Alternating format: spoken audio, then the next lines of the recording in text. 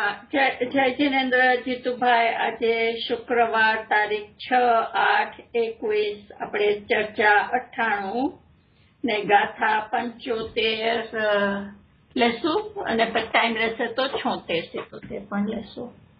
આપણે શરૂ કરીએ. હા, જય જિનેન્દ્ર ભાનુબેન. જય જિનેન્દ્ર ભાનુબેન, જય જિનેન્દ્ર રજનીભાઈ. આમ તો 75 ગાથાની તો આપણે ઘણી બધી ચર્ચા થઈ ગઈ, સ્વાધ્યાય થઈ ગઈ છે, પણ છેલ્લી જે 2-3 લાઈન છે ને એ થોડુંક મને એમાં સુધારે વિચારો આવે છે, એટલે એ જરા આપણે લઈ લઈએ એમાં. અને મને થોડુંક આશ્ચર્ય છે, ગુરુદેવની પ્રસન્નતા આપણે વાત થઈ કે આ ગાથામાં ઘણી રહે છે, એટલે ગુરુદેવનો આ પ્રિય વિષય છે કે જે ઘણો હોય, પણ એમાં ગુરુદેવ એવું બોલ્યા છે, ગુરુદેવનું કે આ ગાથામાં 12 અંગનો સાર ભર્યો છે. એટલે મને એમ થયું કે આ ગાથામાં 12 અંગનો સાર ભર્યો છે એવું ગુરુદેવને લાગ્યું.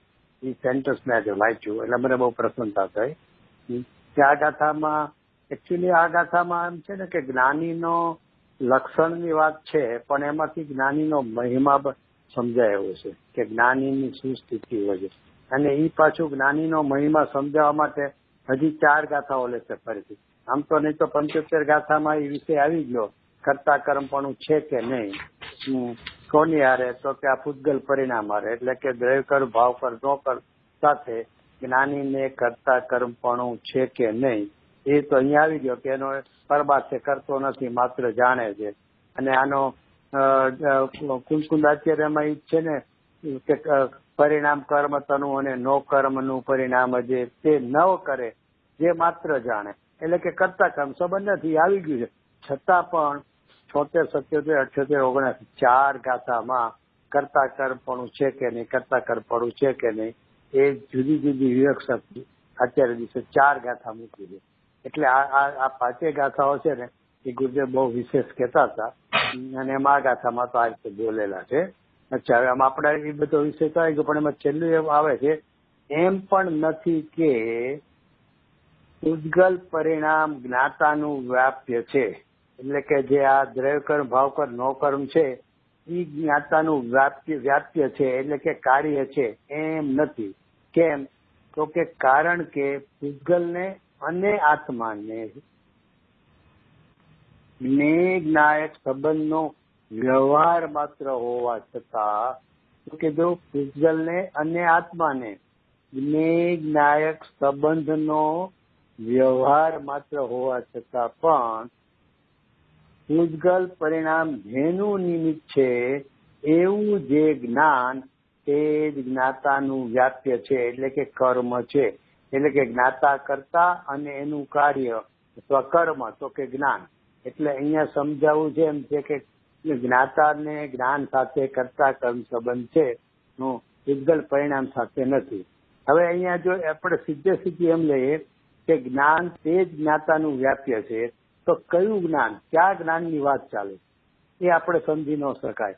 એટલે અહીંયા એમને આચાર્ય આગળ ખુલાસો કર્યો કે પૂજગલ પરિણામ જેનું નિમિત્ત છે એવું જે જ્ઞાન, એટલે કે અહીંયા જે વિષય આખો ચાલે છે ને પૂજગલ પરિણામનો, એટલે કે દ્રવ્ય કર્મ ભાવ કર્મ નો કર્મનો, એટલે વિશેષ રૂપે ભાવ કર્મનો, કારણ કે જે ક્ષેત્રથી જ ભિન્ન છે એને જ્ઞાનીને એની સાથે કરતા કર્મ સંબંધ આદિ છે કે નહીં, તો એને તો કોઈ પ્રશ્ન જ નથી.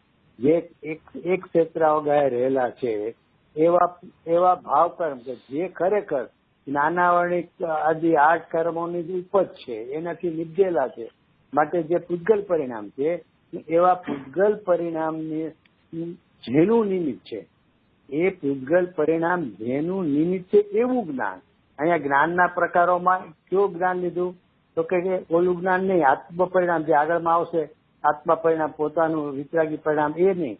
અહીંયા તો પૂજગલ પરિણામ જેનું નિમિત્ત છે એવું જે જ્ઞાન તે જ્ઞાતાનું વ્યાપ્ય છે, કર્મ છે. હવે અહીંયા 2 વાત બહુ સારી લીધી.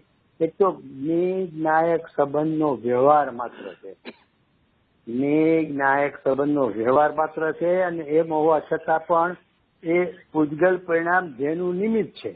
હવે પૂજગલ અને આત્માને જ્ઞાયક સંબંધનો વ્યવહાર માત્ર કીધો, અને છતાં પણ તો કઈ છતાં પણ પૂતગલ પરિણામ જેનું નિમિત્ત છે એવું જ જ્ઞાન. તો એ બે વાતનું મને થોડોક મારા વિચારો મારે થોડોક એમાં આપણે ચર્ચા કરવી છે કે એમાં શું કહેવા માંગે છે. આખો આ વિષય છે ને બહુ સારો અધ્યયન માટેનો બહુ સારો વિષય છે કે પૂતગલને અને આત્માને જ્ઞેય જ્ઞાયક સંબંધનો વ્યવહાર માત્ર હોવા છતાં, એટલે વ્યવહાર માત્રનો અર્થ શું થયો? વ્યવહારનો અર્થ ખરેખર એમ નથી, એટલે કે જ્ઞેય જ્ઞાયક સંબંધ છે નહીં. કોને? તો કે પૂતગલને અને આત્માને. એટલે અહીંયા આપણે પૂતગલ કહેતા આગળ કહેશે બાહ્ય સ્થિત પરદ્રવ્ય ને એવું બધું કહેશે આગળની ગાથાઓમાં. તો એ પૂતગલ છે ને તો કે એ પૂતગલ એટલે કે પર, તો કે પરને જાણવાનો પરને આત્મા જાણે છે એવું જ્ઞેય જ્ઞાયક સંબંધનો વ્યવહાર માત્ર છે, એટલે કે કહેવા પૂરતું છે. એમનો અર્થ કે આત્મા પરને અથવા તો પૂતગલને જાણે છે, એટલે કે પૂતગલ સાથે પૂતગલને જાણવાનો સંબંધ, તો જેને કે જ્ઞેય જ્ઞાયક સંબંધ કહેવાય, એ વ્યવહાર માત્ર એટલે કહેવા પૂરતો છે. ખરેખર એમ નથી, પરમાર્થે એમ નથી, નિશ્ચયથી એમ નથી, કારણ કે વ્યવહાર માત્ર છે. જ્ઞેય જ્ઞાયક સંબંધ વ્યવહાર માત્ર છે. અહીંયા આપણે બહુ મોટી અટક થતી હોય છે. આપણને એમ જ લાગે કે જાણવું તો આત્માનો સ્વભાવ છે, માટે પરને જાણે છે. તો કે પરને જાણે છે એ વ્યવહાર માત્ર કેમ હોય? એટલે કે પરને જાણવું હોય તો એનો સ્વભાવ છે, માટે પરને જાણે છે. તો કે અહીંયા ચોખ્ખું આચાર્ય જે ઉલ્લેખ કર્યો કે જ્ઞેય જ્ઞાયક સંબંધનો વ્યવહાર માત્ર છે, એટલે કે પરમાર્થે છે જ નહીં. તો એ વાત છે ને એક પ્રવચન સાહેબની 200મી ગાથા, એમાં જયસેન આચાર્ય દેવની ટીકા છે. હવે એકચ્યુઅલી મને એ ખ્યાલ નહોતો, જેના પ્રવચન વખતે આવ્યું હશે 79માં, પણ પછી મારી સ્વાધ્યાયમાં એ મગજમાંથી બહાર નીકળી ગયો છે કે ખ્યાલ નથી. પણ યુગલજીને ત્યાં મહેન્દ્રભાઈ મહેતા અને બધા પ્રકાશભાઈના ગ્રુપમાં છેલ્લે એકવાર એમની ખબર કાઢવા ગયા હતા અને એની વિડીયો બનાવેલી હતી. એ વિડીયો મને એ લોકોએ મોકલેલી, તો એ મેં તારંગામાં શાંતિથી મેં એનો સ્વાધ્યાય કર્યો. સાંભળીને ત્યારે યુગલજીએ 2 વાત બહુ સારી કરેલી. હું એમાંથી 2 વાતમાં બહુ પ્રભાવિત થયેલો. એક તો જે આપણે વાત થઈ હતી જ્ઞાનની સૂક્ષ્મતા અને જ્ઞાનની વિશાળતા, એ વિષય પર એને લીધું હતું. એટલે એ મને બહુ એનો મને પ્રભાવ પડે કે વાત સાચી છે. જ્ઞાનની સૂક્ષ્મતા એટલે શું અને વિશાળતા. અને બીજું એમને આ વાત કરી હતી કે 200મી ગાથામાં જયસેન આચાર્ય દેવે એમ લખ્યું છે કે નિશ્ચય છે જ્ઞેય જ્ઞાયક સંબંધ ही नहीं है. એટલે કે નિશ્ચયથી જ્ઞેય જ્ઞાયક સંબંધ જ નથી. એમાં હવે પ્રશ્ન એવું છે કે નિશ્ચયથી નથી ભાઈ, પણ તો વ્યવહારથી તો છે ને. તો કે તો ઓલા જેવું થયું કે પરનો નિશ્ચયથી જીવ અથવા કોઈ એક દ્રવ્ય બીજા દ્રવ્યનો કરતા છે જ નહીં, નિશ્ચયથી. અને વ્યવહારથી કરતા છે તો ગુરુદેવ કહે તો ફૂજરી વાત થયો.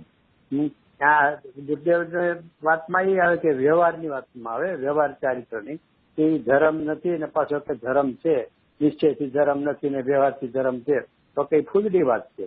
તો અહીંયા જો આપણે એમ કહીએ કે નિશ્ચયથી પરને જાણતો નથી અને વ્યવહારથી પરને જાણે છે, તો એનું નામ તો ફૂજરી વાત થયું, અનેકાંતવાદ નો થયું. તો શું છે ત્યાં શબ્દો ખરેખર? તો કે નિશ્ચયથી પરને જાણતો જ નથી, એનો અર્થ કે વ્યવહારથી પરને જાણે છે એમ કહેવાય છે. એટલે કે પરને જાણે છે એમ કહેવું વ્યવહારથી કહેવાય છે, વ્યવહારથી જાણે છે એમ નહીં, વ્યવહારથી કહેવાય છે. આની ચર્ચા અમારે દેવલાલીમાં કદાચ મને લાગે છે મોનાની શિબિર હોય તો ખબર છે, એ વખતે અષ્ટાનિકા અને એપ્રિલની, અને એમાં ઉત્તમચંદજી શિવની, ચેતનભાઈ મહેતા અને હતા. એમાં મેં ઉત્તમચંદજી ત્યાં તમે લોકો એવું રાખેલું કે 3-4 વક્તા હોય ને જેને પ્રવચનો કર્યા એ લોકો રાત્રિ ચર્ચામાં બેસે અને પછી જેને પ્રશ્ન કરો એ 4 વક્તામાંથી પ્રશ્ન કરે. એટલે મેં ઉત્તમચંદજી શિવની વાળાને પૂછ્યું કે પર કો જાણતા હે કે નહીં, તો એમને કીધું કે પરને જાણે છે. એટલે પછી મૌન થઈ ગયો. હવે બાજુમાં ચેતનભાઈ બેઠા તો એ વક્તા તરીકે હતા, એને બદલે એને ક્રોસ કાઉન્ટર પ્રશ્ન કર્યો કે નિશ્ચય से जानता है કે વ્યવહાર છે, તો કે વ્યવહાર છે. એટલે ચેતનભાઈ કે તો પછી ચર્ચા પૂરી થઈ ગઈ. વ્યવહારથી જાણે છે એમ કેવું, એનો અર્થ જ છે એ કોર્ટની વાત કોર્ટને કહે છે. વ્યવહારની તો પરિભાષા જ છે. તો જેનું હોય એની વાત ન કે, જેનું હોય એને બંધ દેશથી પાકડી બીજાને બેસાડે. એટલે કે જાણતો નથી છતાં જાણે છે એમ કેવું, એ તો વ્યવહારનું કામ છે. કોઈ અપેક્ષાથી કે એમાં નિમિત્ત છે તો કહી દીધું કે એને જાણે છે. ખરેખર તો એમાં નિમિત્ત તરીકે છે, એની હાજરી તરીકે છે. એને જાણતો નથી પણ એ વખતે હાજર હોય છે તો કહી દીધું કે એને જાણે છે. એટલે કે ખરેખર જાણતો નથી. તો એ કે હા વ્યવહાર છે જાણતા. પછી ત્યાં તો મેં ચર્ચા ન કરી, સંબંધ સારો એટલે પછી પૂરી થયા પછી અમે કમ્પાઉન્ડમાં ઉભા થયા ત્યારે પછી મેં એક આપણી અહીંયા દેશી ભાષા ગુજરાતીમાં ચાલે છે એ વાત કરી કે મેં કીધું છે ને, બે પાડોશી રહેતા હોય છે ને, એમાં એક બેનને નાનો છોકરો હોય છે, એ ઘડીએ ઘડીએ સીડી ઉપર ચડે ને ઉતરે. એટલે બાજુવાળાને બહુ સારો સંબંધ છે કે બેટા તું ઘડીએ ઘડીએ સીડી ઉપર ચડ ઉતર કરે ને તો નહીં કર. તો માને નહીં તો કે બેટા પડીશ ને તો મરીશ એમ 2-3 વાર કીધું. એટલે એ નાનો બાળકો તો એની બહાર આગળ ગયો કે માસી મને મરીશ કીધા કરે છે. એટલે માસીને ખરાબ લાગ્યું. એટલે આને બાને ખરાબ લાગ્યું, અરે આટલો સંબંધ અને આ મરીશ કીધા કરે છે. એટલે એ તરત જ કહે કે બેન તું મારા દીકરાને એકનો એક છોકરો આટલા મરીશ કીધા કરે છે કે બેન એ મારો જ દીકરો છે, તારો દીકરો એ, પણ એ માનતો નથી. એટલે મેં કીધું કે તું પડીશ ને તો મરીશ, એટલે તું ચડ નહીં, એટલે પડીશ તો મરીશ એમ મેં કીધું. કે અરે બેટા આ તો બહુ સારી વાત કરી માસીએ કે તને મરવાનું ક્યાં કીધું છે, તું માનતો નથી તો પડીશ તો મરીશ. એટલે મેં કીધું તમતીર સાહેબ તમે આવી બોલો મરીશ કરીને ફરિયાદ કરવા દો તો એની માને ઉકળાટ થઈ ગયો. મેં તમે આવી અધૂરી વાત શું કામ કરો છો? વ્યવહારથી જાણે છે, તમે પરને જાણે છે એટલું જ બોલો છો. તો આખું બોલો ને કે નિશ્ચયથી પરને જાણતો નથી, વ્યવહારથી પરને જાણે છે એમ કહેવાય છે. આખી વાત બોલો ને, મરીશ વાળી જ વાત બોલ્યા કરો છો. એને હસવા માંડ્યા. मैंने कहा नहीं बराबर है, निश्चय से पर को नहीं जानता है और व्यवहार से जानता है, इसे कहने में आता है. नहीं तो હું ગુરુ પ્રસાદ માં આપી દઉં કે ઉત્તમચંદજી આમ બોલે છે તો હા જરૂર દે દેના. પછી આટલું નહીં આપણે કાંઈ એમાં આપણે જવું નહોતું, પણ કહેવાનો મતલબ છે કે આ પરને જાણે છે તો તમે પરને જાણો છો તો આચાર્ય જે ચોખ્ખું કહે છે કે પરને જાણે છે જ્ઞેય સંબંધ જ નિશ્ચયથી નથી, અને તમે કહો છો અને પછી તમે કબૂલ કરો છો કે નિશ્ચયથી નથી જાણતો.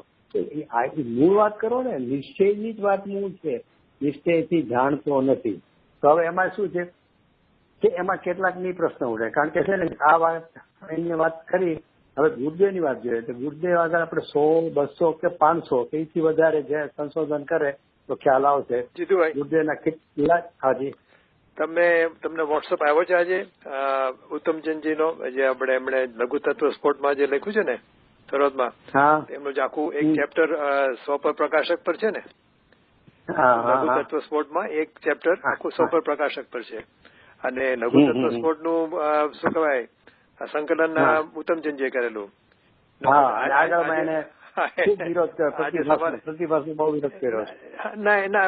આમાં તો જે છે તમે કીધું એમ્ફેસાઇઝ જે છે ને કે નિશ્ચયથી જાણે છે અને વ્યવહારથી એટલે નિશ્ચયથી નથી જાણતો પણ વ્યવહારથી તો જાણે છે ને, એટલે એમ્ફેસાઇઝ એમાં જાય છે કે તમે પરને જાણતો નથી એમ તમે કહો છો પણ તમે બરાબર નથી કહેતા, કારણ કે નિશ્ચયથી નથી જાણતો પણ વ્યવહારથી તો જાણે છે. એટલે વ્યવહારને હે ગણવાને બદલે વ્યવહારને આગળ કરીએ છીએ કે વ્યવહારથી તો જાણે છે, તમે એને શા માટે ઇગ્નોર કરો છો? એ તો એનો સ્વભાવ છે. એટલે મને શું વિચાર આવે છે પહેલા પેરાગ્રાફ જ છે. હા એ મેં થોડું વાંચ્યું હતું, પછી મેં છોડી દીધું. મેં કે અમારે ઉત્તમચંદજી પરિચય થઈ ગયેલો છે એટલે મને ખ્યાલ છે. એમાં એ લોકોને શું થોડું વ્યક્તિગત બધું જે તમે લઘુ તો થોડા આગળ વાંચો ને પ્રસ્તાવનામાં, એમાં તો પ્રતિભાસ માટે કેટલો વિરોધ કર્યો છે ને, નામ લખીને બધાનું કે આ લાલચંદભાઈ આમ માને છે તેમ માને છે, એવું બધું શાસ્ત્રમાં લખ્યું છે. પદઘાત એટલે શાસ્ત્ર જ થયું ને તો. એટલે ક્યારે મને ખ્યાલ છે. એટલે મેં ભાઈને હેમચંદજી રિપ્લાય લખી નાખ્યો કે ભાઈ મને ઉત્તમચંદજીમાં કાંઈ મારે કાંઈ જાણવું નથી, કાંઈ ચર્ચા નથી કરી, અને મારે આ ચર્ચા થઈ ગઈ છે ચોખ્ખું એને કબૂલ કર્યું. ચેતનભાઈ તેને કબૂલ કરાવડાવ્યું મને ખબર તમે જે કહો છો ને તમે મને હજી યાદ છે આપણે હોલ ની બહાર નીકળ્યા અને હોલ અને સ્ટેચ્યુ છે એની બેની વચ્ચે જે જગ્યા છે ત્યાં ઉભાઈને વાત કરી ચર્ચા કરી પછી આપડી બરાબર છે. અચ્છા હવે એટલે એ મને હતું કે તમે છો એ શિબિરમાં હતા પછી તમે દિવાળીની કરી નાખી છેલ્લી મને લાગે અષ્ટામિકા ઉનાળાની એપ્રિલની તમારે હતી પછી હવે તમે દિવાળીમાં રાખો છો ને એ વખતે દિવાળી પછી કાર્તિક અષ્ટામિકા કારતક બને એ પછી તમે એ પછી ફેરવી એવો ખ્યાલ છે. અચ્છા એટલે ટૂંકમાં એટલે આમાં શું છે કે બધાને પણ એ વ્યવહારથી કહેવાય છે જો બે કાર્ય નિશ્ચયથી કરે છે વ્યવહારથી કરે છે એમ હોય તો નિશ્ચયથી નથી જાણતો ને વ્યવહારથી જાણે જો પૂજરી વાર થયો એક નિર્ણય ક્યાં થયો એમાં તો ભાઈ નિશ્ચયથી જાણતો જ નથી વ્યવહારથી જાણે છે એમ કહેવાય છે. તો અને એ કબૂલ બી કર્યું અને પાછું મને આશ્ચર્ય શું થાય ખબર એક બાજુ એ લોકો એમ કે પરને જાણે છે અને પાછો દાખલો એમને શું આપેલો મેં તો લઘુતત્વ સ્વટ વાંચ્યું હતું એમણે પોતે જ પ્રવચનમાં કીધું કે લઘુતત્વ સ્વટમાં અમૃતચંદ્રાચાર્ય દેવે કેવળાનો મહિમા પ્રગટ કરતા એમ કહ્યું છે કે જીવ ઉપરાંત પાંચે દ્રવ્યોને ચેતન રૂપ જાણે છે. કોણ? કેવળી ભગવાન. જીવ સિવાય કેવળી ભગવાન અવાજ આવે છે? હા એટલે કેવળી ભગવાન પાંચે દ્રવ્યોને ચેતન રૂપ જાણે છે નહીં કે અચેતન રૂપ. કેમ? તો કે કેવળી ભગવાન પાંચ દ્રવ્યોને પરજ્ઞેયોને જાણતા નથી પરંતુ પરજ્ઞેયો સંબંધી એટલે કે પાંચ દ્રવ્યો સંબંધી પોતાના જ્ઞાનને જાણે છે અને જ્ઞાન તો ચેતન રૂપ હોવાથી તેઓ પાંચે દ્રવ્યોને ચેતન રૂપ જાણે છે. એટલે મને એટલું આશ્ચર્ય થયું કે એક બાજુ કે પરને જાણે છે એમ કહ્યું ને અહીંયા ચોખ્ખું કેવળી ભગવાન લઘુ તત્વ સ્ફોટમાં અમૃતચંદ્રાચાર્ય દેવ કેવળનો મહિમા કરે છે કે એ કેવળ લોકાલોકને જાણતા નથી. હું એ પોતાના જ્ઞાનને એ સંબંધીના પોતાના જ્ઞાનને જાણ અને એ જ્ઞાનને જાણે છે માટે એ ચેતન રૂપ જાણે છે પાંચે દ્રવ્યોને. આમ તો આટલું ચોખ્ખું કીધું છે. અચ્છા હવે એમાં એક પ્રશ્ન ભાઈ એ ઉઠે છે કે અહીંયા જ્ઞાનના સામર્થ્યને સમજવાની જરૂર છે. કેવળ જ્ઞાનનો મહિમા આમાં સમજવા. આ તો કેવળ મહિમાની વાત છે ને તો કે પાંચે દ્રવ્યોના સંબંધીના જ્ઞાનને એટલે એ સંબંધીનું જ્ઞાન કીધું એટલે શું થયું કે સામે કાંઈક પાંચે દ્રવ્યો છે એટલે એ સંબંધીનું જ્ઞાન. પણ એ શું કામે કેવું પડ્યું? ખરેખર તો કેવળ ભગવાન એના કેવળ જ્ઞાનની વર્તમાન પર્યાયની સામર્થ્યની એવી જબરજસ્ત યોગ્યતા છે. એમાં શું યોગ્યતા છે એ યોગ્યતા પ્રમાણે એટલે જ્યાં તો પરિપૂર્ણ છે કારણ કે જ્ઞાન આવરણીકરણનું આવરણ મટી ગયું છે એટલે જ્ઞાન પરિપૂર્ણ ખીલેલું છે. તો એ એના સામર્થ્ય પરિણામ જ કરે છે, નિરંતર પરિણામ કરે છે. હવે એ પરિણમન થઈ રહ્યું છે એ પરિણમનનો પ્રકાર અથવા કલ્લોલો જે 271 બોલમાં જયચંદજી પંડિતજી લખ્યું કલ્લોલો. તો એ કલ્લોલો તરંગો જ્ઞાનના એ કેવા છે એ કેવું હોય કે સમજવું હોય તો શું કરો કઈ રીતે સમજાવો. હું મારા જ્ઞાનના કલ્લોલો નિરંતર જાણું છું એમ તમને કહું તો પણ તમે શું જાણો છો એ કઈ રીતે કેવું તો કે એ જ્ઞેયની સાપેક્ષતા વગર કહી શકાતા નથી. એટલે એમ કેવું પડે કે લોકાલોક સંબંધી પોતાના જ્ઞાનાકારને કેવળી નિરંતર જાણે છે. ત્યાં ખરેખર તો એ પોતાના જ્ઞાનાકાર એટલે જ્ઞાનના પરિણમનને જ જાણ્યા કરે છે. પણ એ પરિણમન શું છે, કેવા પ્રકારનું છે એ સમજાવવું કઈ રીતે, કેવું હોય તો કઈ રીતે કેવું. ભલે કેવળીને કેવું કે સમજાવવું કઈ નથી પણ આપણી વાત એ તો એ શું છે કે એ જે જ્ઞેયની સાપેક્ષતા એટલે એ વખતે જે જ્ઞેય છે નિમિત્ત જેમાં એ જ્ઞેયની સાપેક્ષતાથી એ સંબંધી એટલે કેવું પડ્યું કે લોકાલોક સંબંધી નું જે જ્ઞાન થઈ રહ્યું છે એને જાણે છે. એ લોકાલોક સંબંધી તો કેવું પડ્યું સમજાવવા માટે ત્યાં તો એનું પોતાનું જ્ઞાનનો જે કલ્લોલો પરિપૂર્ણ છે ને એને જે જાણતી પરિણમન થયા કરે છે. એટલે અહીંયા અચ્છા એટલે અહીંયા સંબંધી કેવું પડ્યું કેટલા માટે તો કે સમજાવવા માટે. અચ્છા હવે બુદ્ધનો જે વારંવાર પ્રશ્ન આ વાક્ય આવે છે એમાં શું આવે છે કેવળી ભગવાન લોકાલોક સંબંધી પોતાના જ્ઞાનને જાણે છે, લોકાલોકને જાણતા જ નથી પણ લોકાલોકને જાણે છે એમ વ્યવહારથી કહેવાય છે. એની સામે તર્ક એવો ઉઠે છે જે લોકોને પરને જાણે છે એ પ્રશ્ન ઉઠે ને આ તો અહીંયા વિચાર શેમાંથી આવ્યો કે અહીંયા આચાર્ય ચોખ્ખે ચોખ્ખું લખ્યું કે પૂજગલને અને આત્માને જ્ઞેય જ્ઞાયક સંબંધનો વ્યવહાર માત્ર. એટલે જ્ઞેય જ્ઞાયક સંબંધ તો વ્યવહાર માત્ર, એટલે કે કહેવા પૂરતો છે.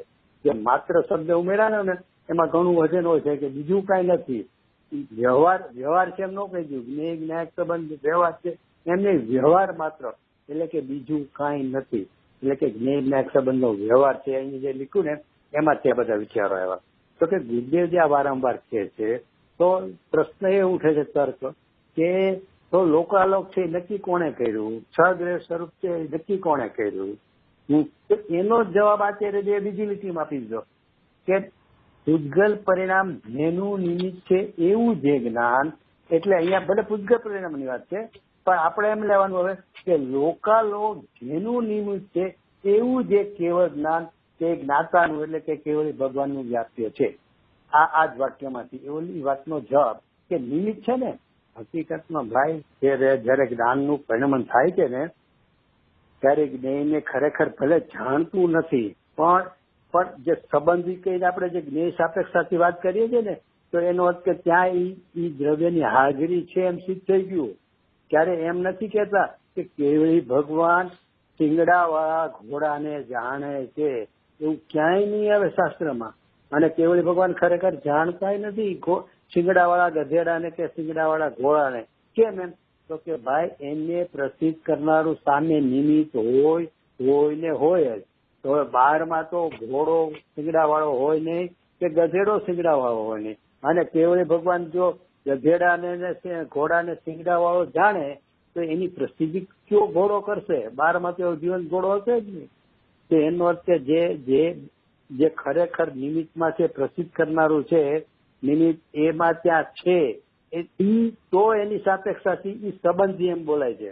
એટલે કે લોકાલોક સંબંધી પોતાના જ્ઞાનને જાણે છે એ શબ્દમાં જ સામે લોકાલોક છે એ વાત આવી ગઈ. એટલે લોકાલોક છે કે નહીં કોણ નક્કી કરશે?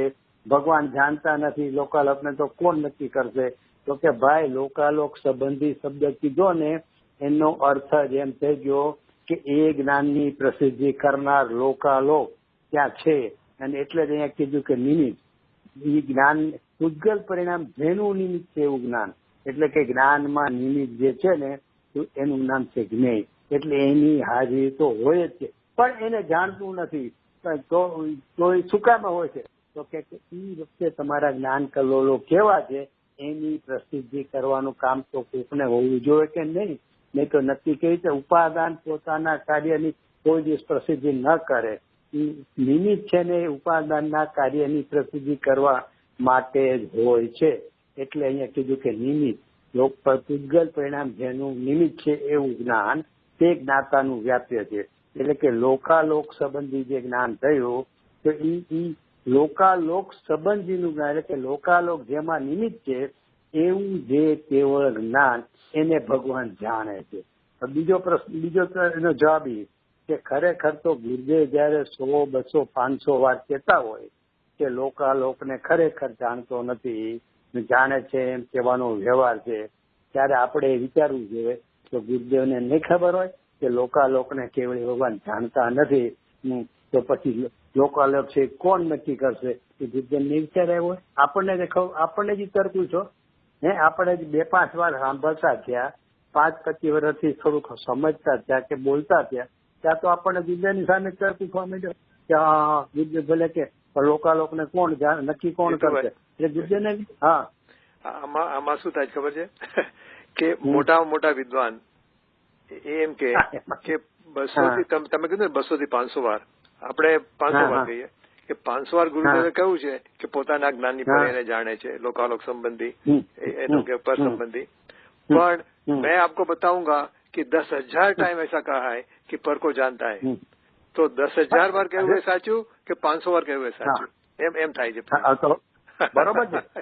હા એ મને ખબર છે. હવે એનો હું જવાબ તમને આપું છે ને એમાં જયારે જેટલી જે પ્રયોજન કહેવાનું પ્રયોજન હોય ને ત્યારે એટલી મર્યાદાથી કીધું હોય અને જયારે સર્વોત્કૃષ્ટ પ્રયોજન હોય ને ત્યારે એ મર્યાદાથી કીધું. કેવી રીતે? દાખલા તરીકે તો કે રાગ છે ને એનો કરતા જીવત છે શુદ્ધ નિશ્ચય નહીં એનો કરતા 189 ની ગાથા પ્રવચન સાહેબ રાગ નો કરતા તો કે ત્યાં પરથી જુદા પાડવા પૂરતું પ્રયોજન છે એટલે ગુરુદેવે 1000 વાર નહીં 10,000 વાર જયારે દ્રવ્ય કર્મ કરતા નથી એ ગુરુદેવને શ્વેતાંબરની શૈલીની સામે સિદ્ધ કરવું છે કે લોકો માને છે અથવા જ્ઞાન વર્ણિ કર્મ અનુસાર જ્ઞાન થાય છે એની બધી ચર્ચા ચાલી હતી ને શિખરજીમાં વર્ણિજી હારે, એટલે એના નિષેધ માટે જયારે હતા ત્યારે તો એ પરને જેમ રાગાદીનો કરતા જીવત છે પર નથી એવું 10,000 ગુરુદેવ કે તો તેથી શું થઈ ગયું, એ તો ત્યાં વસ્તુ સુધી પરથી જુદા પાડવા માટે નીકળી છે.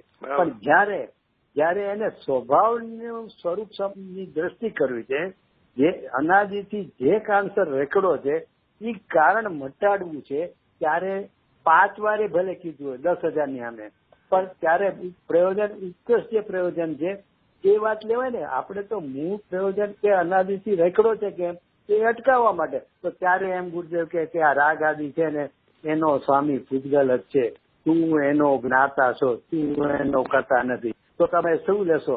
10,000 કીધું હું રાગનો કરતા છું, હું રાગનો કરતા છું, એ લેશો કે 5 વાર કીધું હોય કે ખરેખર તું રાગનો અકર્તા જ છો, જ્ઞાતા જ છો, એ પૂજગલનું કાર્ય છે, એ લેશો?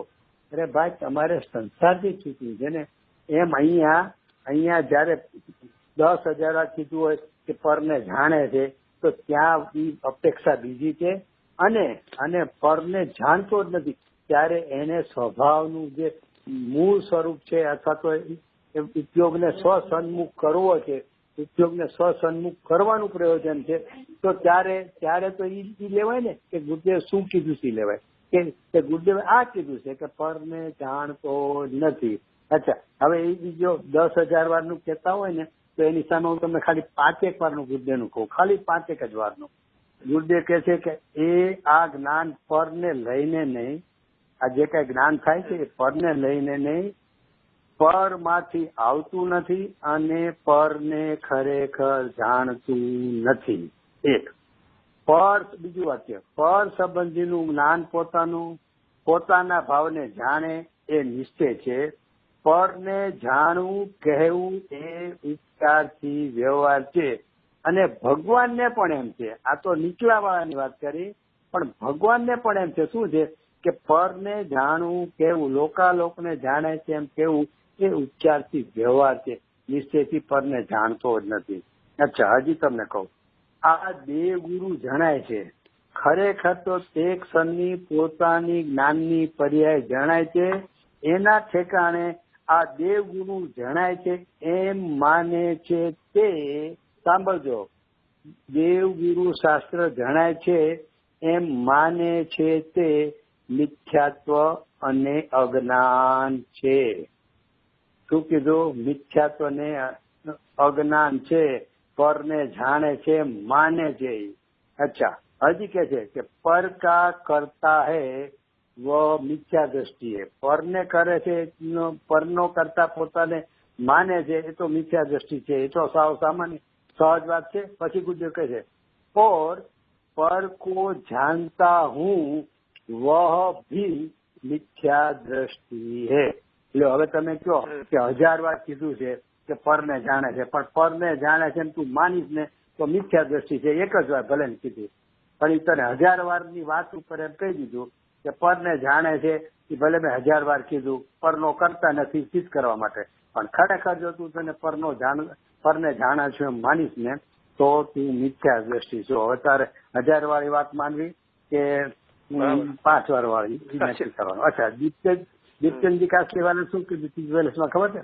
જ્ઞાન જ્ઞેયોને જાણે છે તે અસદભૂત ઉચ્ચરિત નહીં છે. એટલે આખું વ્યવહારનું અહીંયા પાછું અસદભૂત, સદભૂત એને ઉચ્ચરિત કેટલું નીચેનું કાઢી નાખ્યું. જ્ઞાન જ્ઞેયોને જાણે એટલે હદ ઉપરાંત એને જુદું કરી નાખ્યું. અચ્છા, પછી ઓલું તો બહુ પ્રચલિત જ છે 271મું કળશ તો કે જીવ વસ્તુ જ્ઞાયક કળશ ઠીકાનો, જીવ વસ્તુ જ્ઞાયક और 6 દ્રવ્ય જ્ઞેય है પરંતુ ऐसा तो है नहीं.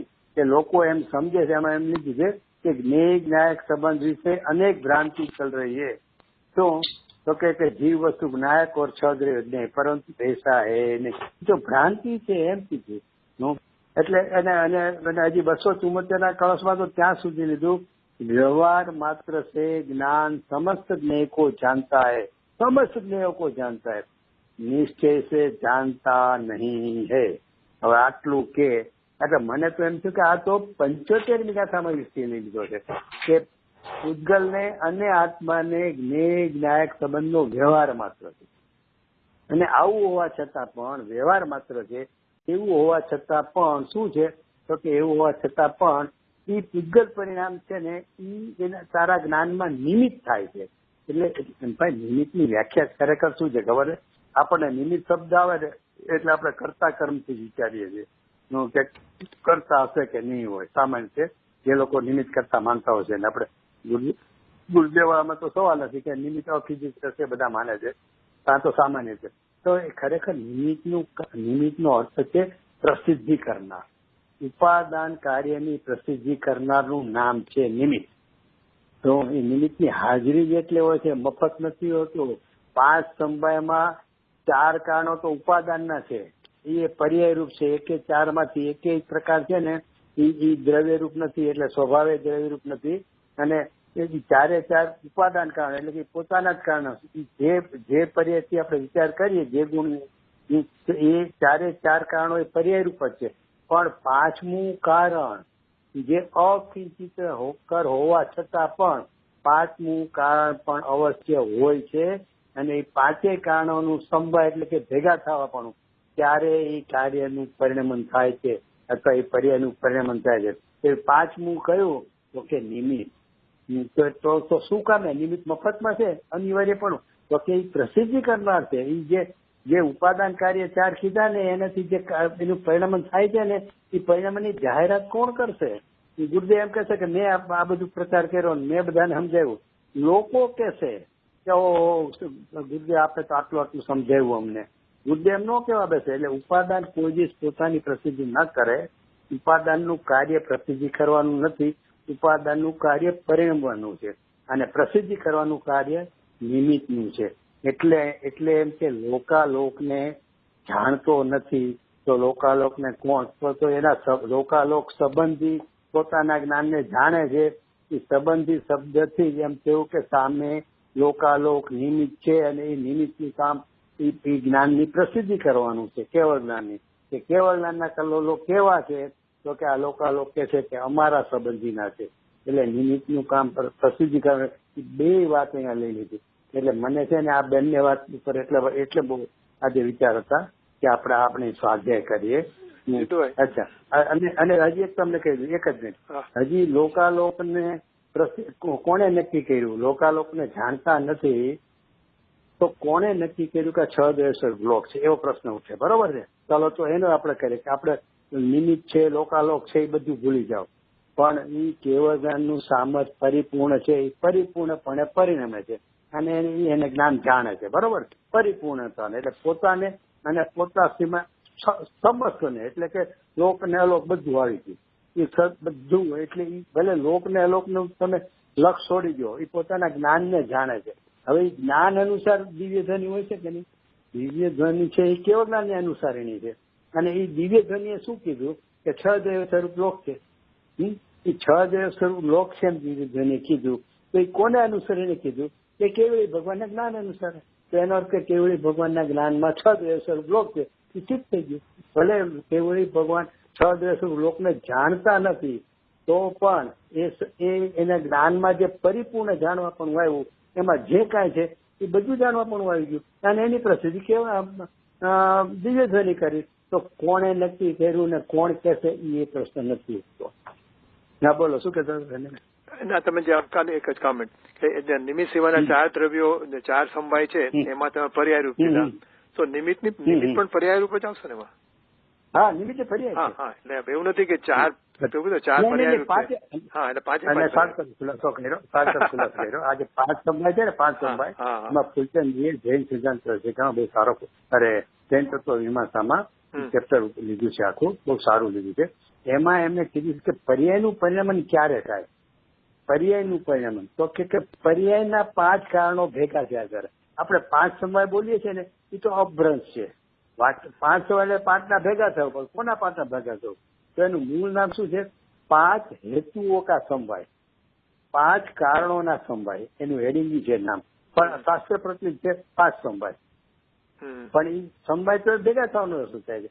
તો કે 5 હેતુઓ કા. એટલે પછી એમાં ખુલાસો કે 5 હેતુઓ ક્યાં હોય? તો કે પર્યાયના પરિણામના 5 હેતુઓ 5 પર્યાય રૂપ હોય. પહેલી વાત એમાં દ્રવ્ય ન ચાલે ને ગુણ ન ચાલે, કારણ કે એનું પરિણામનું કારણ સિદ્ધ કરવું છે અને આ નિયમથી હોય છે. એટલે જે ગુરુદેવ જિંદગીભર કહેતા આવ્યા છે ને કે પર્યાય ષટકારથી સ્વતંત્ર થાય એનો કરતા દ્રવ્ય પણ નથી અને ગુણ પણ નથી, એ અહીંયા આમાં સિદ્ધ થાય છે, આમાંથી નીકળે છે. કારણ કે પરિણામનો નિયમપૂર્વક પરિણામન 5 કારણો ભેગા થવાથી થાય છે અને એ 5 કારણો પરિણામન રૂપ જ હોય છે. એટલે કે દ્રવ્ય એનો કરતા નથી કે ગુણ એ કરતા નથી. પોતાના પર્યાયના 5 કારણોથી જ પરિણામન થાય છે. એટલે દ્રવ્ય ગુણ જે ગુરુદેવ ના પાડે છે ને આમાં સિદ્ધ થઈ જાય છે. અચ્છા, હવે એમાં પાછા 2 પ્રકાર પડ્યા. એટલે સમજ અત્યારે પેલી શ્રુતિ છે ને 24 તીર્થંકરની, એમાં એક 23મી કડી છે. એમાં એમને લખ્યું છે કે આ ભગવાનની ચીજ ભૂલી ગયો, પણ એમાં એમને એવી રીતે લખ્યું છે કે 2 કારણો વગર કાર્ય થતું જ નથી. ત્યારે આપણને આશ્ચર્ય થાય, હાલે 2 કારણો વગર આપણે તો ગુરુદેવ આગળ શીખાય છે, એક જ વાત શીખા છે કે ઉપાદાન જ કરતા છે અને ઉપાદાનથી જ કાર્ય થાય છે. એમાં બીજું કારણ એટલે કે નિમિત્ત ક્યાંથી આમાં આવી ગયું? તો કે ભાઈ 5 સમયની વાત કરવા માંગે છે આચાર્ય દેવ કે એની હાજરી અવશ્ય હોય છે ત્યારે 5 ભેગા થયા કહેવાય. એટલે કયું? તો કે પર્યાય રૂપ, નિમિત્ત પર્યાય રૂપ છે અને ત્યાં અંતરંગ પર્યાય લેવાય છે. અંતરંગ કારણ કે નિયમથી હોય છે. એટલે આપણા કોઈ પણ ગુણનું પરિણામ થાય જીવના ત્યારે નિયમ રૂપ 8 કર્મના જે પ્રકારો છે એની પર્યાય રૂપ, એનો જે ઉદય આપણે કહીએ છીએ ને કર્મનો ઉદય, ઉદય રૂપ ત્યાં જેમ કે સમ્યક દર્શન થયું તો ત્યાં ઉપસમ જ હોય છે દર્શન મોહનીનો, તો ત્યારે નિમિત્ત હોય છે. એટલે અંતરંગ નિમિત્ત પણ એ પર્યાય રૂપ હોય છે. નિમિત્ત પણ પર્યાય રૂપ અને આ 4 કારણો સ્વભાવ, પુરુષાર્થ, ભવિષ્ય અને કાળ નથી એ પણ નિયમ રૂપ પર્યાય રૂપ જ હોય છે. ઉપાદાન કારણે પર્યાય રૂપ અને નિમિત્ત પણ પર્યાય રૂપ. પણ પછી દર વખતે એવા ખુલાસા ન થતા હોય, દર વખતે તો એમને બોલાતું એટલે આપણને લાગે કે ભાઈ કરમ નિમિત્ત કેમ કહેતો, કરમ નિમિત્ત એટલે કરમ પોતે નિમિત્ત થતું જ નથી. અને હંમેશા નિમિત્ત નૈમિત્તિક સંબંધ કોઈ 2 દ્રવ્યો વચ્ચે હોતા જ નથી. 2 દ્રવ્યોની પર્યાય વચ્ચે, એ બી વર્તમાન પર્યાય વચ્ચે, 2 દ્રવ્યોની વર્તમાન પર્યાય વચ્ચે નિમિત્ત નૈમિત્તિક સંબંધ હોય છે. પછી દર વખતે એવા ખુલાસાથી ન બોલાતું હોય. બરાબર. તો આમાં નિમિત્ત જીતુભાઈ, તમે નિમિત્ત એટલે શેની પર્યાય કઈ તમે એમાં એ 5માં? 8 કર્મની. કર્મ એટલે હંમેશા એવી રીતે એ નિમિત્ત 8 કર્મની જ આપણે કેમ કે આમ ઘણી વાર સ્થૂળ રીતે તો આપણે કહીએ કે આ સામો નિમિત્ત હતું એટલે આ કાર્ય થયું, પણ ખરી રીતે કર્મ લેવાના નિમિત્ત. ગુરુદેવના ઉપદેશથી આપણને જ્ઞાન થયું તો બરોબર, તો એમાં ખરેખર શું થયું પરિણામમાં? તો કે એ જે જ્ઞાનના ગુણની પર્યાયનું પરિણામન થયું ને એ તેમાં 4 કારણો તો પોતાના ને નિમિત્તમાં કહ્યું તો કે ત્યાં છે ને એ જ્ઞાનાવરણીના ઉદયમાં જે કર્મનો ઉદયમાં જે પ્રકાર થયો ને જ્ઞાનાવરણીનો એનું અંતરંગ કારણ એટલે મૂળ કારણ એ છે અને પછી સ્થૂળ કારણ બાહ્ય કારણ કે ઓલું અંતરંગ કારણ કહેવાય છે અને આ બાહ્ય કારણ બહિર કારણ. તો બહિર કારણ કોણ? તો કે ગુરુદેવનો ઉપદેશ. પણ એ શું છે કે હોય કે ન હોય, બહિર કારણ શું કામ છે કે એનું એટલું આ તો નિયમ રૂપ જ હોય. આ 5 કારણ તો ભેગા થવા જ જોવે. એટલે કે અંતરંગ કારણમાં તો 8 કર્મનો ઉદય છે, એ 8 કર્મના ઉદયનો જે પ્રકાર એને યોગ્ય ત્યાં હોય એની હાજરી અવશ્ય હોય જ. ત્યારે ઉપાદાન ને નિમિત્ત 2 ભેગા થયા અને ત્યારે કાર્યનું પરિણામ થયું છે. અકિંચિત કર પણ એની હાજરી અવશ્ય હોય. એની શું કામે હોય છે?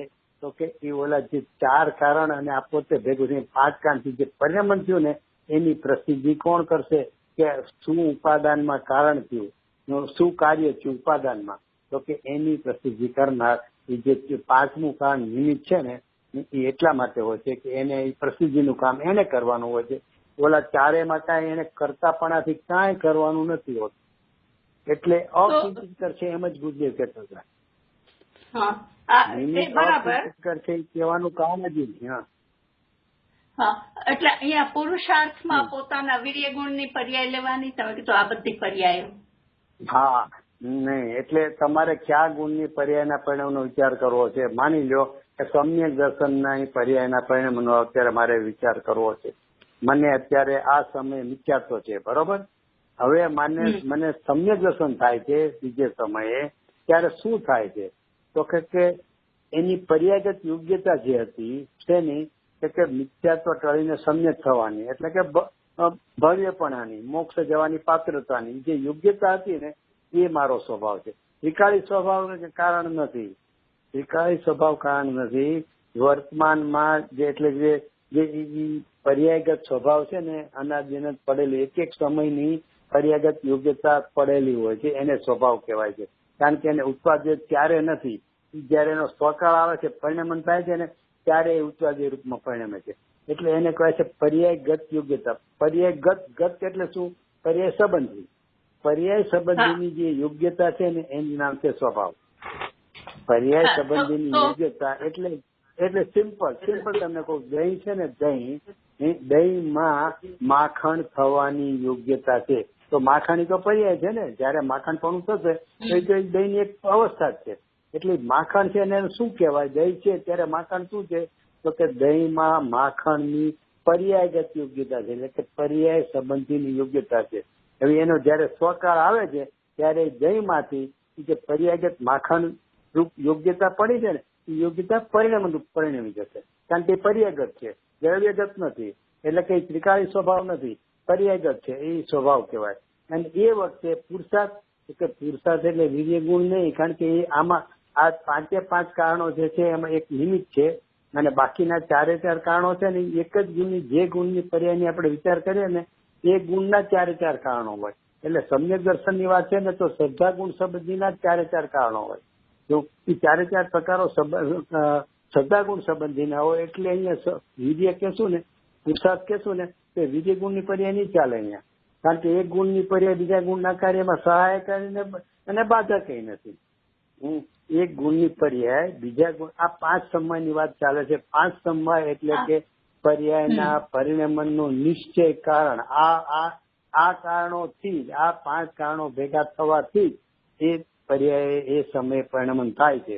તો એમાં એક ત્રિકાળી દ્રવ્ય નો આવે અને બીજો ગુણ એ નો આવે. સમ્યક દર્શનની પર્યાયનો વિચાર કરો ત્યારે એ પોતાનું બળ છે, એ જે માખણ થવાનું જે સામર્થ્ય પડ્યું છે ને પર્યાયગત યોગ્યતા, એનામાં પોતાનું બળ સાથે જ પડ્યું છે. જયારે એનો કાળ પાકશે ને તો એ કાળ પાકશે ને ત્યારે એ પોતાના બળથી પલટો મારશે, વીર્ય ગુણની પર્યાયથી નહીં. એ ક્યારે લેવાય પુરુષાર્થ? વીર્ય ગુણનો કે અખંડ દ્રવ્યની જયારે વાત ચાલતી હોય ત્યારે એમ લેવાય કે પુરુષાર્થ વડે સમ્યક દર્શન થાય. તો કારણ કે ત્યારે તો અનંત ગુણનું એકરૂપનું જે છે એ અખંડપણાની અપેક્ષાથી અભેદ બધાનું ભેગું થઈને આખું અખંડ દ્રવ્ય છે ને એ આખા અખંડ દ્રવ્યની અપેક્ષાથી તમે કહો કે સમ્યક દર્શન કેમ થાય તો કે પુરુષાર્થ વડે થાય. તો ત્યાં વીર્ય ગુણની પર્યાય લેવાય. પણ એ છે ને એ ઉપદેશ બોધ છે, એ સિદ્ધાંત બોધ નથી. કહેવા માટે છે કે પુરુષાર્થ વડે સમ્યક દર્શન થાય. ખરેખર સમ્યક દર્શનની પર્યાય એ પોતાના 4 ઉપાદાન કારણ અને એ વખતે એને પ્રસિદ્ધ કરનાર નિમિત્ત કારણ, એ સમ્યક દર્શનની 5 એ પર્યાય વડે એનું પરિણમન થાય. મને અહીંયા બીજો એક ક્વેશ્ચન તો થયો કે અહીંયા તમે સ્વભાવમાં કીધું કે પર્યાયગત યોગ્યતા, તો પછી ભવિતવ્યતામાં તો આઈ થોટ કે ભવિતવ્યતામાં શું લેવું? હા તો પૂરું જ કરી દો. ભવિતવ્યતા એટલે ભવન થવું, એટલે કે જે કાર્યરૂપ પરિણમન થવાનું હોય ને એને ભવિતવ્યતા કહે. એટલે કે દહીંમાં માખણ રૂપ યોગ્યતા પડી છે એનું માખણ રૂપ ભવન થવું એટલે કે પરિણમન થવું, એટલે ભવન થવું એને ભવિતવ્યતા કહે. ભવિતવ્યતા એટલે કર્મની કઈ ઓલી કોઈ વાત જ નથી.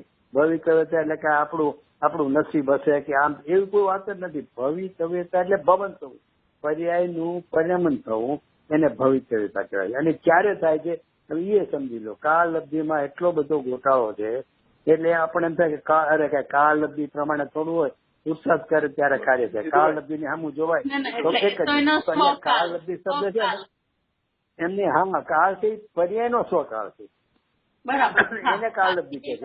પર્યાયનો જન્મક્ષણ પ્રવચન સાહેબની શૈલી પ્રમાણે રજનીભાઈ ને ખબર છે એ 101 કે 2 ગાથામાં જન્મક્ષણ એ પર્યાયનો જન્મક્ષણ છે ને ઈ સ્વકાળ છે. ઈ સ્વકાળ પાકે ને ક્યારે તો કે એ સ્વકાળ અને ભવિષ્ય બેનું જોડતું છે, એટલે કે એ પરિણામ થવાનું યોગ્ય થાય ને એનો કાળ પાકે, તો એ પર્યાયના ભવનનો કાળ પાકે છે ત્યારે જે ઓલી પર્યાયગત યોગ્યતા પડી છે ને એ પોતાના બળથી એ રીતે પરિણમી જાય છે, અને એ વખતે ત્યાં નિમિત્ત તરીકે અંતરંગ કર્મમાં એનો ઉદય હોય છે. આ બોલો રજનીભાઈ.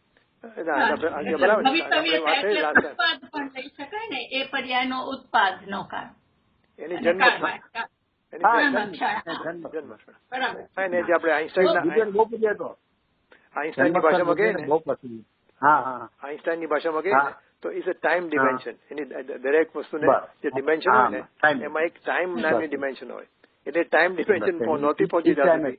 હા, એટલે ફ્રોમ T1 to T2. હા, અને ભવિતવ્યતામાં આપણે આગળ વાત કરતા હતા કાલ પહેલા, એટલે ભવિતવ્યમાં ઓલું માખણ થવાને પેલા ઓલું બગડી ગયું, સમજો માખણ ન થયું પણ એનો કઈક બગડી ગયો, એટલે બગાડ થઈ ગયો, તો એવી એની ભવિતવ્યતા હતી. હા, પણ એટલે એ રીતે પરિણામ હતું, એ માખણ થવાની યોગ્યતા નહોતી, એ વખતે ફાટી જવા પણ આની યોગ્યતા હતી. અને એમાં ઘણા શું માને ખબર, એવું વેલાણથી આપણે કર્યું ને એ નિમિત્ત નથી કાંઈ, હેરણી કાંઈ નિમિત્ત જ નથી, એ તો પરદેવે છે, એનું અંતરંગ કારણ. એટલે ભલે આમાં શું હોય મને નથી ખબર, આપણે માખણમાં ને એમાં કર્મમાં શું હોય આપણને એટલી બધી કારણ નથી ખબર, પણ જીવના પરિણામથી તો ખબર છે કે ભાઈ અહીંયા સમ્યક દર્શન થાય તો ત્યાં પેલો દર્શન મૌનીનો ઉત્સવ હોય, એટલે કર્મ છે, બીજા કોઈ કારણો નથી.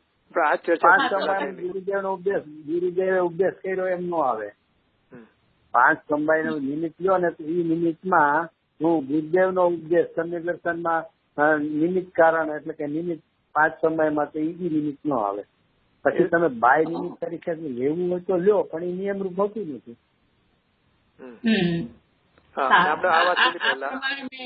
આ પ્રમાણે મેં ખાસ આવી રીતે 5 સમવાયનું નતું આમાં કે આવી રીતે વિચારેલું, કેમ કે ઓલું સ્થૂળ રીતે જ આવે ને કે ઓલા બાહ્ય નિમિત્ત છે કે. પણ અહીંયા આગળ તો બીજો એક ક્વેશ્ચન મને થાય છે કે તો પછી હવે આપણે સિદ્ધ ભગવાનનું કે એ તો મને એક જ્ઞાનની પર આ તો સમજાણા, તો ત્યાં આગળ પછી ત્યાં નિમિત્ત તો પછી લોકાલોકનું પરિણમન એવી, આ તો અહીંયા આપણે અંતરંગ નિમિત્ત લીધું કે કર્મ સંબંધી, તો સિદ્ધ ભગવાનનું તો કર્મ નથી. સદભાવરૂપ અને અભાવરૂપ બે કારણો આવે છે. નિમિત્તમાં 2 ગણાય છે ને, ક્ષય કહીએ છીએ, સાહિત્યમાં ક્ષય, કર્મનો ક્ષય, સદનો ક્ષય, એટલે અહીંયા ક્ષય છે જ નહીં, નથી કારણ એમ છે, એ કારણ નથી કારણ, કારણ કે હાજરી ન રહે ને એટલે નથી કારણ. પણ મને I wanted to make sure કે એવી રીતે આમાં જ અભાવ લેવું કે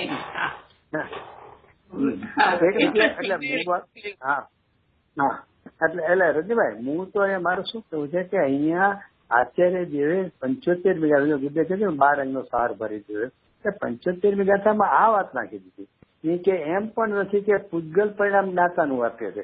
જ્ઞાતાનું વ્યાપ્ય પૂજગલ પરિણામ નથી, તો જ્ઞાતાનું વ્યાપ્ય શું છે તો કે જ્ઞાન છે. તો કયું જ્ઞાન? જ્ઞાન છે તો બરોબર છે, કયું જ્ઞાન? તો કે પૂજગલ પરિણામ જેનું નિમિત્ત છે એવું જ્ઞાન. એટલે એનો અર્થ એમ છે કે જ્ઞાનનું પરિણામ પોતાનું છે, પણ એમાં નિમિત્ત જે શું છે તો કે પૂજગલ પરિણામ. એટલે જ્ઞાનના તો અનેક પ્રકારો છે ને અનંત પ્રકારો છે જ્ઞાનના, એ સમય સમય નવા કલ્લોલો થયા કરે છે. તો અહીંયા જે સિદ્ધ કરવું છે 75મી ગાથામાં, તો કે જ્ઞાતાનું વ્યાપ્ય જ્ઞાન તો કયું જ્ઞાન? તો કે પૂજગલ પરિણામ જેમાં નિમિત્ત છે. એટલે એનો અર્થ શું થયો કે એ જ્ઞાન તો પોતાનું પોતાથી થઈ રહ્યું છે, એને એ કયું જ્ઞાન એ કેવું હોય કે સમજાવવું હોય ત્યારે શું તો કે એમાં નિમિત્ત કયું છે તો કે નિમિત્ત છે ને એ જ્ઞાન. એટલે કે એને ઉપાદાન તો પોતાનું ને પોતાને જાણવું છે, પણ એને એ થયું છે એ સમજાવવા માટે નિમિત્ત ત્યાં દેખાડ્યું કે એ નિમિત્ત છે એમ પૂજગલ પરિણામ, એનું એ સંબંધીનું જ્ઞાન. એટલે કે એનો અર્થ શું છે કે પૂજગલ પરિણામનું જ્ઞાન એમ શબ્દ નથી લખ્યો અહીંયા, પૂજગલ પરિણામ જેનું નિમિત્ત છે એવું જ્ઞાન લખ્યું. હું એમ ન કીધું કે પૂજગલ પરિણામનું જ્ઞાન તે જ્ઞાતાનું વ્યાપ્તિ છે, સીધું ન લખ્યું. જોકે આગળ 2 વાર કીધું કે ટૂંકમાં કેવું હોય તો દર વખતે એમ ન લખે કે પૂજગલ પરિણામ જેનું નિમિત્ત છે એવું જ્ઞાન, એવું ન લખે. સીધું એમ લખી નાખે કે પૂજગલ પરિણામનું જ્ઞાન એમ લખી નાખે. લખાય, બોલાય, બધી વાત સાચી, પણ વસ્તુસ્થિતિ શું છે તો કે એમાં નિમિત્ત છે. પૂજગલ પરિણામનું જ્ઞાન નથી હોતું, એ જે જ્ઞાનની અમે વાત કરીએ છીએ ને એમાં પૂતગલ પરિણામ નિમિત્ત છે. એટલે એમ કરીને અહીંયા જે બે વાત મૂકીને, એક તો જ્ઞેય જ્ઞાયક સંબંધનો વ્યવહાર, એ મને બહુ આશ્ચર્ય થયું. હું કે અહીંયા આખોને વ્યવહાર માત્ર છે, સીધું સિદ્ધ કરી દીધું કે પૂતગલ ને આત્માને, પૂતગલ કીધા પરદ્રવ્યને, તો પરદ્રવ્યને આત્મા જાણે છે તો કે એવો જ્ઞેય જ્ઞાયક સંબંધ વ્યવહાર માત્ર છે. એ બે વાત આમાં 75મી ગાથામાં ઓર એડ કરેલી છે. આપણે છે ને અને બાકી અહીંયા પૂતગલ પરિણામ ને અહીંયા રાગાદી ભાવ લેવાના ને, કે કેમ કે ગુરુદેવે અહીંયા કીધું છે કે પૂતગલ પરિણામ નું જ્ઞાન કરે છે, અર્થાત જે દયા દાન રાગાદી નો ભાવ છે અને એ સમયમાં શરીરની પર્યાયની ક્રિયાની જે દશા છે તેનો આત્મા સ્વસન્મુખ દ્રષ્ટિ છે, તે પોતાના જ્ઞાનમાં રાગાદીનું જ્ઞાન, એ સંબંધી પોતાનું જ્ઞાન, એવા જ્ઞાનનો એ સંબંધી ખાસ એના જ્ઞાન એને જાણે છે નહીં, એ સંબંધી એટલે કે એ જ્ઞાનનો પ્રકાર કેવો છે એ સમજાયું કે રાગના જાણવા સંબંધ.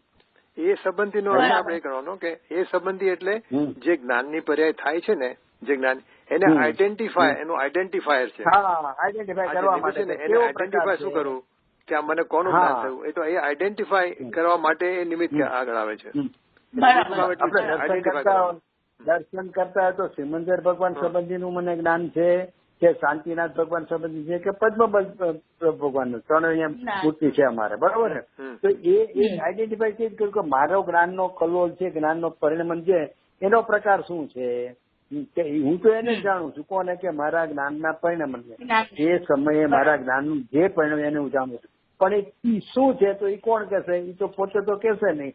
તો કે એ વખતે જે નિમિત્ત છે ને સામે એ જાહેર કરશે કે આ સિમંદર ભગવાન છે ને એ સંબંધીનું જ્ઞાન છે. એટલે જ્ઞાન તો મારા લઈને એ આકારનું, એટલે એ રીતનું પરિણામ છે.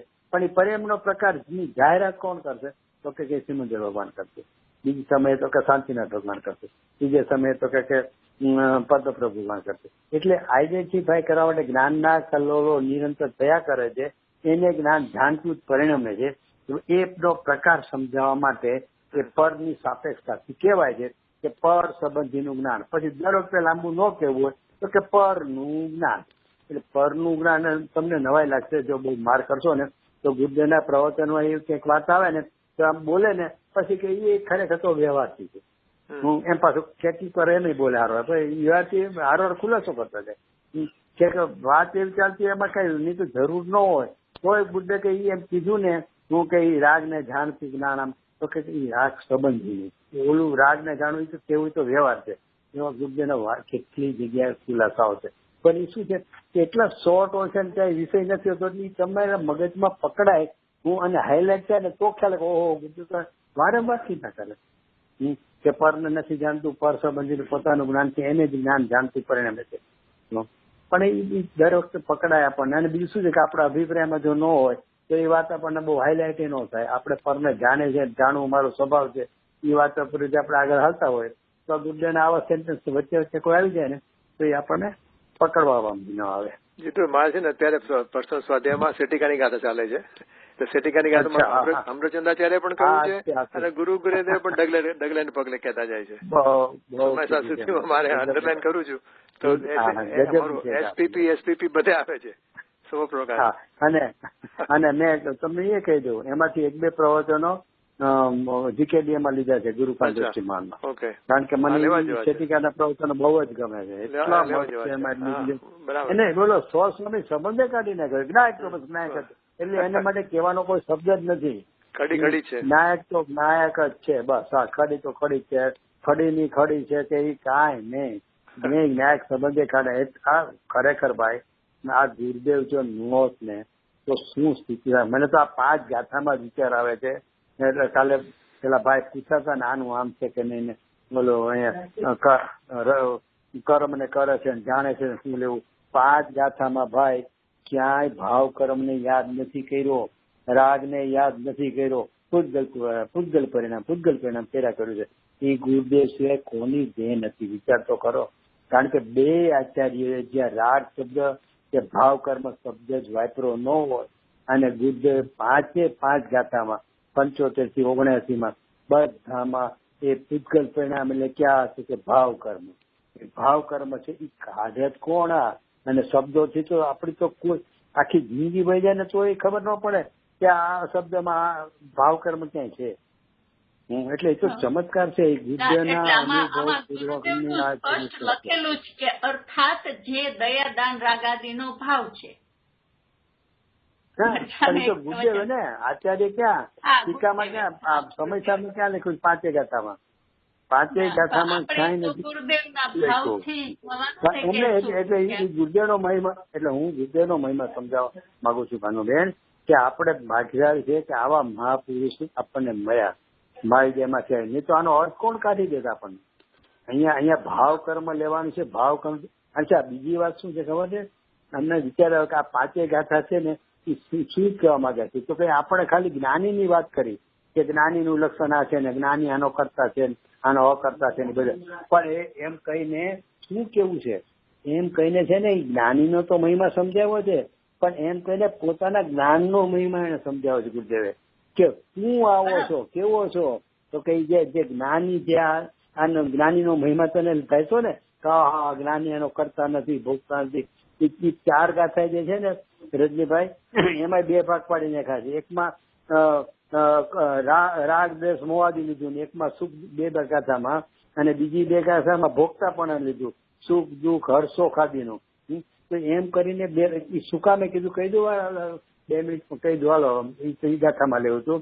પણ છે ને જ્ઞાની થયા પછી પણ અસ્થિરતાનો જે રાગ હોય છે ને એટલે જીવને શંકા પડે. દાખલા તરીકે મને ને તમને શંકા પડે કે નહીં કે ભરત ચક્રવર્તી ને બાહુબલી લડ્યા, હું ક્રોધ આટલો કર્યો, અરે ભરત ચક્રવર્તી એટલી યાદ હું કે ક્રોધ ફેંકે તો હગાભાઈ ને કાંઈ ન થાય, ગોત્રવાળાને આટલો ક્રોધ. છે ને એ 2 ગાથામાં એમ કહેવા માંગે છે કે જ્ઞાની છે ને એ તો અકર્તા છે, ક્રોધ નો કરતા તો એ પૂતગલ પરિણામ નો કરતા પૂતગલ જ છે. એટલે કે ચક્ર ફેંકવાની ક્રિયા તો પંચદ્રવ્યની છે, પણ એ વખતે જે ક્રોધ આપણને દેખાય છે ને ભરતજીમાં, તો કે ભરતજીનો ક્રોધ એટલે જ્ઞાનીને ક્રોધ થતો જ નથી. એવી રીતે હરશોકમાં એ ભરતને બાહુબલી લાંબુ નથી કરતો, એવી રીતે હરશોકની વાતમાં તો કે સૈનિક રાજાએ એના છોકરાનો ત્રાસ વેઠી ન શક્યા, દુઃખ સહન ન કરી શક્યા એટલે આપઘાત કર્યો. આહા, એટલે સૈનિક રાજા એ દુઃખના ભોગતા જ નથી, એને દુઃખનો અનુભવ જ નથી. એ દુઃખ તો પૂતગલનું કાર્ય છે. એ આપણને આ 4 ગાથા સમજાવે છે. એટલે જ્ઞાનીનો કેટલું મહાત્મ્ય છે કે આપણને લાગે કે આપઘાત કરે છે, દુઃખનું સહન નથી કરે, તો કે એનો કરતા જ નથી, એનો ભોગતા નથી, પૂતગલનું કાર્ય છે. અને ઓલામાં 2 ચક્રોથી લડે ને મારામારી કરે તો કે પૂતગલનું કાર્ય છે. આવો તો જ્ઞાનીનો મહિમા છે. અને એવો જ્ઞાન સ્વરૂપ મહિમાવાન હું છું એમ કરીને નિકટવર્તી શિષ્યને ત્યાં પહોંચાડે છે. એવી બધી આ વાત આમાં ભરેલી છે. એટલે ગુરુદેવ કે છે કે આ બધું બાળકનો સાર છે. ઠીક છે, ચલો રજનીભાઈ, આપણે આજે આપણે ઘણા વિચાર થાય. તમારા વાંધો છે ભાનુબેન? મને કઈ વાંધો નથી. ભાનુબેન ઓકે, આપણે પૂરું થાય ને પછી 2 મિનિટ રજનીભાઈ તમારી સાથે ખાલી મારે વાત કરવી છે, પણ હમણાં 5-7 મિનિટ લઈ શકીએ. આપણે બધા સમકીતી હોય ને, જે બધા સમકીત દ્રષ્ટિ, આપણે ભરત ચક્રની વાત કરી, ક્ષણિક રાજાની વાત કરી, કે ઇવન આપણે સમજો કે ગુરુદેવની વાત કરી. એટલે તે એ બધા ચક્રવર્તીને આ જાતનું જે દુઃખનો અનુભવ નથી એને પર જાણે છે, એ બધું એક સરખું હોય કે આમાં તારતમ્યતાથી ઘણા ભેદ હોય? ના, આમાં તો શું છે, ભેદજાન થઈ ગયું છે ને. પર એટલે પર. હા, એટલે એકવાર ભેદજાન એમાં શું તો થોડુંક મારું ને થોડુંક ઓછું મારું, ઓછું થોડું હોય. તારતમ્ય ઓછું વધારે, તો પર છે સર્વતા મારું નથી. અને ના ઓલો કે ના થોડુંક મારું ઓછું મારું નથી, સર્વતા. હા, એટલે એમ કે ભેદ નો હોય, તારતમ્યતા ન હોય. શ્રદ્ધા તો 100% થઈ ગઈ ને. હા, બસ. એટલે બધાને સરખી હોય. એટલે ભાઈનો પ્રશ્ન શું છે કે બધાને સરખું જોઈએ કે તારતમ્યતા હોય. તારતમ્યતા ન હોય, બહારના ક્રોધમાં હોય. જે આપણે અહીંયા પૂતગલનું કાર્ય કહીએ છીએ ને એમાં એનું જોડાણ દેખાય છે ને, એ બધાને હોય. કોઈ ક્રોધ કરે જ નહીં. ભરત ચક્રવર્તી સિવાય ક્યાં કોઈને લડવું પડ્યું છે એના ભાઈ હારે? એવું કઈ હોતું નથી. એટલે ક્રોધના એટલે જે પૂગલ કર્મના જે પરિણામ કહેવાય છે ને કે જીવની સાથે સંકળાયેલા એક ક્ષેત્ર ગયેલા કે ક્રોધ માન માયા લોભ આદિ એમાં તારતમ્યતા બધા જ્ઞાનીને હોય બધાને. એની ક્યાં વાત કરો છો? કર્મના ઉદયનું તો તીર્થંકરો હોય છે ને એ બધા તીર્થંકરોને ઉદય ભાવમાં ફેર હોય છે. મહાવીર ભગવાનને દિવ્યજની નો છૂટી 65 દિવસ સુધી અને બીજાને સમોસનમાં બિરા કેળવવાનું થયું ને તરત જ એનો જે ટાઈમ હોય છે ફટકત કે દિવ્યજન ચાલુ થઈ જાય. એટલે એ બધા પ્રકારોમાં ફેર હોય પણ એને શ્રદ્ધાની અપેક્ષા તો બધા સમાન. ચક્રવર્તી ગમે એટલા હોય બધા સમાન, સમ્યક દ્રષ્ટિ બધા સમાન. બાકી તમે ગુરુદેવ નું લેવા જાઓ, ડેન્સીબેન નું લેવા જાઓ, સોગાની નું લેવા જાઓ તો એ બહારના ઉદય પ્રમાણે તો બહુ વિચિત્રતા લાગે. કઈ મેળ જ ન થાય. ગુરુદેવ એટલે જાણે સાધુ હોય ને એવું જ લાગે આપણને ત્યાં સમ્યક દ્રષ્ટિ. એટલે એકચ્યુઅલી તો શું થઈ ગયું ખબર છે? આપણે ગુરુદેવ સાથે એટલા સંકળાયેલા છે જે લોકો સાક્ષાત પરિચયમાં આવ્યા છે એને એમ જ થાય સમ્યક દ્રષ્ટિ એટલે આવા જ હોય. એટલે ઓલા બીજા સમ્યક દ્રષ્ટિ માટે તો આપણને આમ જાણે શંકા પડે કે એને તો હારો ઘર બહાર છે કે ધંધો કરે છે.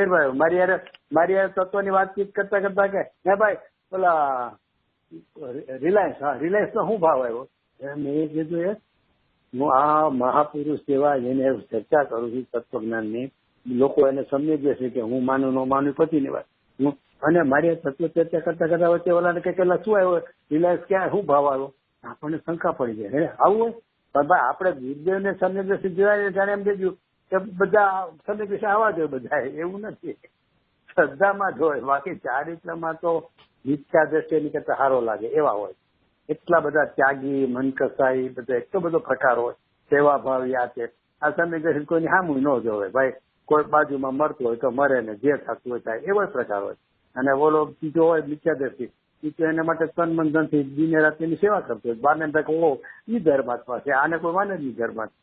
એટલે શ્રદ્ધા અપેક્ષા અંદરમાં જે છે ને એ આખી વસ્તુ છે. આપણે ગુરુદેવને માનીએ એવા બધા સંસ્કૃતિ નથી હોતા બહારના ઉદયના ભાવમાં. બાકી અંતરંગમાં તો બધાને સમાન હોય છે. શ્રદ્ધા અપેક્ષા એ બિન પડ્યું ને શ્રદ્ધા એટલે શું? બિન પડવું. પરદેથી ભીન પડવું તો પરદેમાં શુભાવ લઈને બધું જ ભીન પડી ગયો એટલે ભીન પડી ગઈ. ભીન પડવું તો બધામાં સરખું જ હોય. અંદરનું ભીનપણું આપણે ના દેખાય ને બહારનું દેખાય એટલે આભાસ થઈ જાય. હા અને વધારે કે આપણે તો ગુરુદેવ ને જ ઓળખીએ એટલે આપણે ગુરુદેવ ના ભલે મેં નથી જોયા પણ એના જીવન ઉપરથી આપણને એમ રોલ મોડેલ એક એવો થઈ ગયો છે કે બસ આવા જ હોવા જોઈએ. હા એટલે કેટલાક એમ છે ને અરે છોકરાની અરે એ તો બૈર્યા છોકરા વાળા ધંધો કરતા હતા. ઓલી સુટકેસ ને બધું વેચતા હતા તો એ તો ચામડાની હોય. હું જૂતા રેડીમેડ લાઈન બનાવતા નહોતા મોચીની જેમ પણ રેડીમેડ જેમ આજ કેમ બાટાનો શોરૂમ લઈને બેઠા આજે એટલે કોઈ કઈને હશે એના ગામમાં અજમેરમાં એ ધંધો અરે આવા સમય થોડા હોય એમ કે જૂતાનો આપણે અડાય નહીં એને બદલે તો કરે છે એટલે એને એમ જ થઈ જાય કે જાણે ઓહો તમને બેસી આવવાનું. એટલે બહારમાં કાંઈ તમે બહારના માપથી જોવા જાય ને તો માર ખાઈ જાય અને અંતરંગમાં બધાને ભેજના સમાન હોય. હા શું કહેતા રજીભાઈ?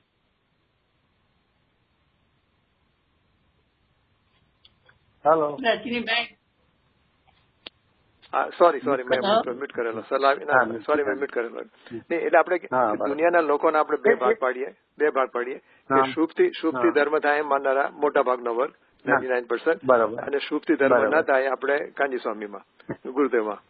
પછી હવે આપણામાં લઈએ ને તો પણ પાછા બે ભાગ પડે છે જેને કહે ને કે નિશ્ચય અને વ્યવહારમાં જે વ્યવહારને હે ગણનારા અને વ્યવહારને આગળ કરનારા એમાં એ બે ભાગ પડે છે કે જેનું જોર નથી નિશ્ચય પર અને જેનું જોર છે એમાં બે ભાગ પડે છે અનફોર્ચ્યુનેટલી. બરાબર. અને એમાં એને મને મારે એક અંગત છે ને એની યાર વાત થઈ અને આપણે ઓલી ચર્ચામાં થતું ને વાત કે ભાઈ 72મી ગાથામાં અસુચિ કીધું અને ગુરુદેવને વિષ્ઠા કીધી છે તો શુભભાવ બધા પ્રકાર તો પછી એને ખોલવાના નહીં કે ખોલવા જાય ને તો એ આપણી ભૂમિકા નથી. એટલે શું કે આપણે શું લઈએ કે ભાઈ જોડાણ તો એ જ હોય કે મુનિરાજનો આહારદાન આદિ હોય તો આપણે ઉછળીને હા ધન્ય ભાઈ આવો આપણને ક્યારે આગળ પંચકલ્યાણમાં લાભ મળે અને આપણે પહોંચી જાય. અને એમાં જયારે પહેલો લાભ નિમિષભાઈ જેવારે જોડાઈને મળે ત્યારે એમ થાય કે હું તો જ્ઞાલ થઈ ગયો મારા જીવનમાં. એટલો ઉત્સાહ અને થનગનાટ હોય. એટલે કે એને આચરણ દ્રષ્ટિએ એમ ન હોય કે આ અશુચિ છે એમ ન કરે કાંઈ. ત્યારે તો આમ થનગનાટ જ હોય.